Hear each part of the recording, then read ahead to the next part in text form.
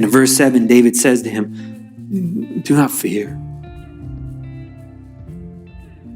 Someone counted the number of times it said do not fear in the scriptures, and they said it reached about 365 times. One for every day of the year. And it's been said that it's actually the most repeated thing God has spoken to his creation. Do you think it's because he knows the fear that we have? The anxiety that we have, especially in the presence of God. What will he say to me? What will he do? How will he treat me right now? I'm such a screw up. I've blown it and I've failed over and over and over again. I just can't seem to overcome my addiction. I can't overcome this anxiety. I can't overcome my struggles. I can't overcome the bitterness. I know I'm just such a disappointment to him and to others. Don't be afraid, God says. David says, don't be afraid, for I will surely show kindness to you for the sake of your father Jonathan. He's invoking the covenant. And restore to you all the land of your grandfather Saul and eat at my table regularly. He offers him grace and peace, grace and shalom, wholeness. Because I will show you this hesed, this everlasting loving kindness, covenant love, because of the covenant I made with your father Jonathan. And it's not dependent upon who you are, Mephibosheth. It doesn't matter that you're lame. It doesn't matter anything about what you've accomplished or not accomplished. It's because of a covenant I made long before you were ever born. You had no part in this covenant, but you are a benefactor of it. You can imagine what Mephibosheth is thinking. The passage would seem to imply that David kind of lifts him up because he's off the ground and he hears it. You can almost imagine the shock of this as it's processing through his mind. You're not going to kill me? But did you just say you want to restore the land of my grandfather? Did you invite me to your table? This doesn't compute. This is not what I've heard. And so it says in verse 8, he prostrated himself and said, what is your servant that you regard a dead dog like me? So he basically hears it in shock and he just does the nose plant again. And he calls himself a dead dog. That's a familiar phrase at that time. We might use a different one, a piece of stuff, maybe. Piece of stuff. Piece of garbage. That's the word I was thinking of, right? A nobody. He says, why would you do this for me? I don't deserve this. Who am I to get this?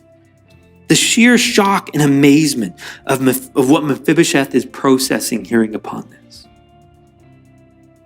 And then David looks around at Ziba, the servant. He says in verse 9, all that belonged to Saul and to all of his house I've given to your master's grandson. You and your sons and your servants shall cultivate the land for him, and you shall bring in the produce so that your master's grandson may have food. Nevertheless, Mephibosheth, your master's grandson, shall eat at my table regularly. Now Ziba had 15 sons and 20 servants. He's basically assigned now Mephibosheth a small army to care for him, to work the land. Now going from Lo-debar, a pastureless land, to one that was fruitful. And he says, I'm going to provide you your servants, the people who are going to look after it, they're going to run it. All you get to do is just eat off the land. You're going to prosper from that. But he goes beyond that. And he says in verse, 11-ish, then Ziba said to the king, according to all that my lord, the king commands his servant, so your servants will do.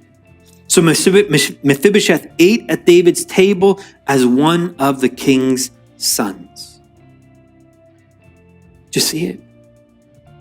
He treated Mephibosheth like he was his own son. I read one commentary on this and they said, well, maybe David just wanted him close. Right? Sort of like keep your friends close, but your enemies closer. So maybe David just wanted Mephibosheth at the table so he could keep an eye on Mephibosheth to make sure he didn't lead any kind of rebellion. What? You missed the point. I mean, Mephibosheth is not about to lead a rebellion. He's got no army. He's got no standing, no pun intended, to do that. Instead, David wanted him there to love on him, to care for him, to treat him like his own son. So in verse 12, Mephibosheth had a young son whose name was Micah. And all who lived in the house of Ziba were servants to Mephibosheth. So Mephibosheth lived in Jerusalem, for he ate at the king's table regularly. Now he was lame in both feet. You know, his land wasn't in Jerusalem. I think it was north of Jerusalem. That's where Saul's lands were.